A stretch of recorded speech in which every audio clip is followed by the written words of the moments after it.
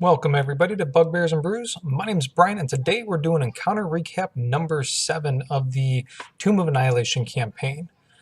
So start off with you guys kind of looking around Umbala, trying to figure out if there's anything of interest or not before you headed off towards the direction of the ziggurat. Looking around, most of it was not anything of interest. The only thing that seemed like it could be something was the cistern. But it was filled with putrid, nasty-looking water, and you guys didn't want to chance throat leeches, so you decided, let's just leave that be. From there, we kind of glossed over the travel stuff. Like I said, we talked about it as a group, and travel just isn't the interesting part of the game to everybody, so we kind of, brushed over it. But we did have an encounter between when we left Umbala and when we got to the ziggurat, and that was a mated pair of Comodin, which are these jaguars with snakes coming out of their back. They attempted to make they ate the party while they rested. They had this kind of cool sleep breath feature that it's not a magical sleep, so it works on elves. It's a poison, and they blew it out on the party. A couple people fell asleep. Fitz fell asleep, and Car, I think. Maybe. I don't remember the second person that fell asleep. Fitz actually didn't get woke up at all during the entire fight. He was just shifting and turning and doing different things with his pillow. And then you guys made to handle the creatures themselves pretty well. They didn't seem to be. Let me phrase this. When they connected, they were really, really strong, but they had a really low to hit. And so they in the save on the snakes had a pretty high threshold, or pretty easily beatable threshold there. So you guys, when people did take hits, they were hurt quite a bit. Sai wound up chasing after one as it tried to leave and run away. The Commandant tried to run away, and Sai chased after it, only to get dropped because he got hit by the snake and then wound up failing the saving throw as well. So that really hurt. Carr wound up levitating one of the cats up in the air, and you guys made short work of it through that. There was some discussion, looking at these. It looks like these were a mated pair, and there's probably some cubs nearby, given the evidence that you saw with the animals. River and Flask wanted to go look for it. You guys said, you know what, we have no place where we could keep these cubs, so let's not worry about them and just head about our business. This kind of surprised me, honestly, because one of the things that every party tends to kind of gravitate towards is some sort of mascot type deal. Not that this was me giving you guys some sort of mascot, but it was, I figured it'd be something you guys would kind of gravitate towards, but you didn't. Not a big deal, though. From there, we kind of, once again, glazed over travel and eventually made it to the ziggurat. The ziggurat was 3 different tiers of steps and landings and that kind of stuff. The first steps were covered in all these thorny vines, and not wanting to mess with those, you guys were like, all right, let's climb up the wall. And no matter what you did, you couldn't ever make it up to the top. Some people saw that the top was like 1,000 feet up, even though it was only 30 feet up to your guys' eyes. Some people that tried to throw stuff up or have magic head up there and do some stuff experienced strong gusts of winds that always blew things off. And the people that actually climbed up and got a decent height without getting that weird, super high vision type deal going on wound up actually slipping somehow. So giving up that this is some sort of protection that's going on here, you guys are like, let's just try to go up the steps. And mainly it Fitz. Fitz is just like, screw it, I'm going up. And stepped up. He's getting his legs cut up, bleeding, and when he gets a third of the way there, the vines rise, and so they're even higher. He's taking more damage. He's walking. He gets another third there, and the vines are getting really tall. And eventually he gets about 5 feet from the top, and he's down to 3 hit points. He's debating what to do. He notices steps down are clear to him, but not to anybody else. And he's really not wanting to go back down. His spells and whatnot are pretty much gone for the day. And that's when eventually you guys found out these things were chewinga, some like little forest spirits that are about a foot tall with masks on. So this one I believe was like a triceratops mask.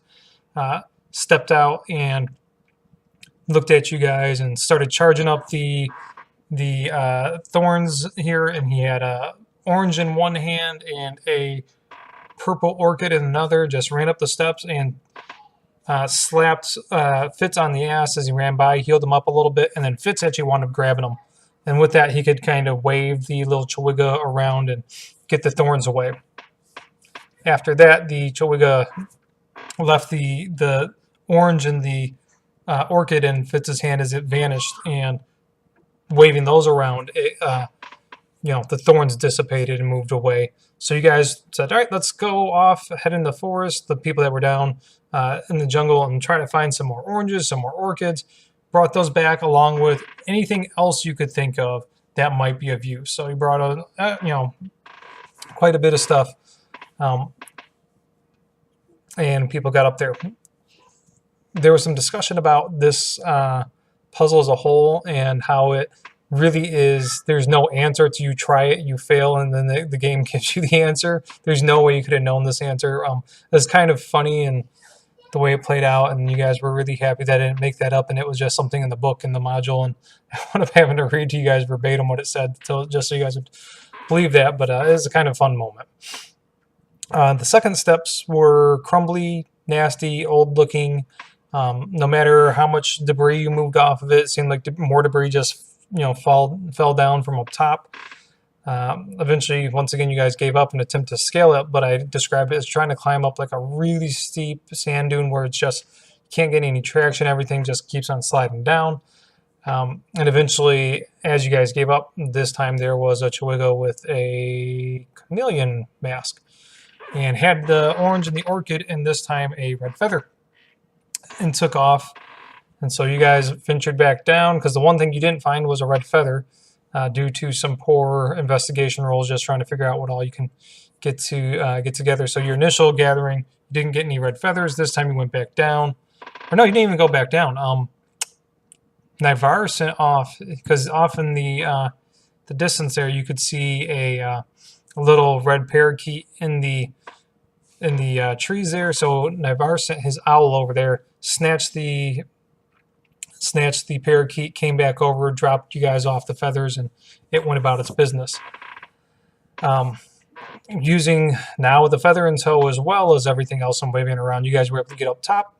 The third set of stairs were covered in snakes, and you guys sat there trying to figure out what the hell do we do with this, looking at how to go about this. And Fitz is like, screw it, I'm just gonna head up there, and went to step in the Chewigga, now a third Chewigga, this one with a mongoose face or mask, tapped on Fitz's shoulder and was like, don't do that, and stepped down and showed you guys the answer, which was he wound up, sucker punched a snake in the face. Then as the snake was looking really pissed, it took took the red feather and tickled its nose to get it to calm down, and the snake seemed to get kind of calm there. Then the Chewigga put its face right next to the snake's face, opened its mouth, or no, because you couldn't see its mouth because mask was closed, but you could see the snake slither up and then vanish into it, and you presumed it was going into its mouth, and then the Chewigga slithered up the stairs. This did not sit well with you guys, and you tried to figure out who was going to do it. Eventually, Fitz just said, screw it, I'm going to do this, and he punched the snake, tickled it, and then got his face down there, and he thought, maybe I can get around without the snake going in me.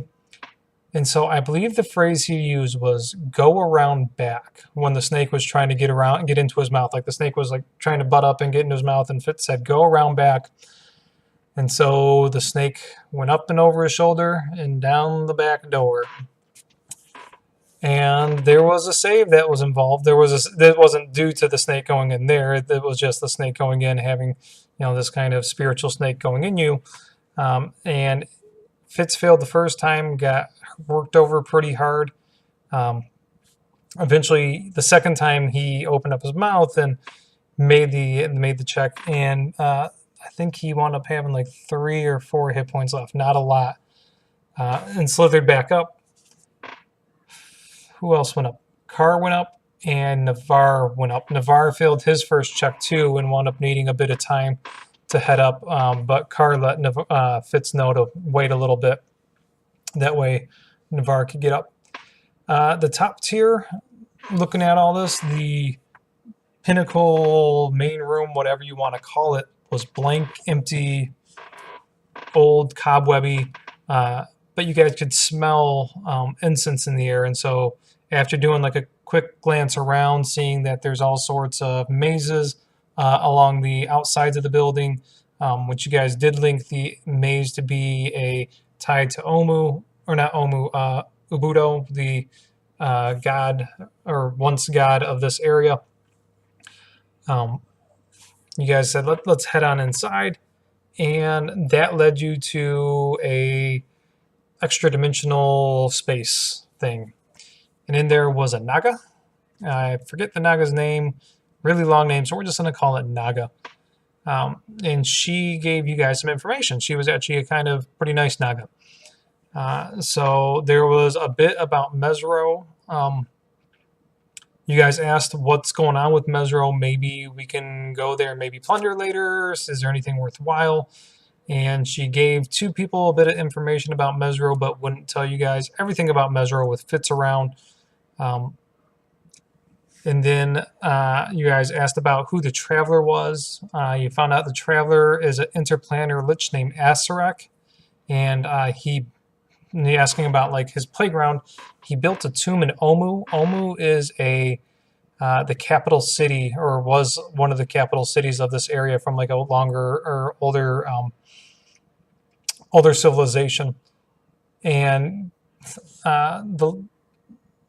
describing the what's it called? The death curse, because the Naga's not familiar with the death curse, but telling you the symptoms of it.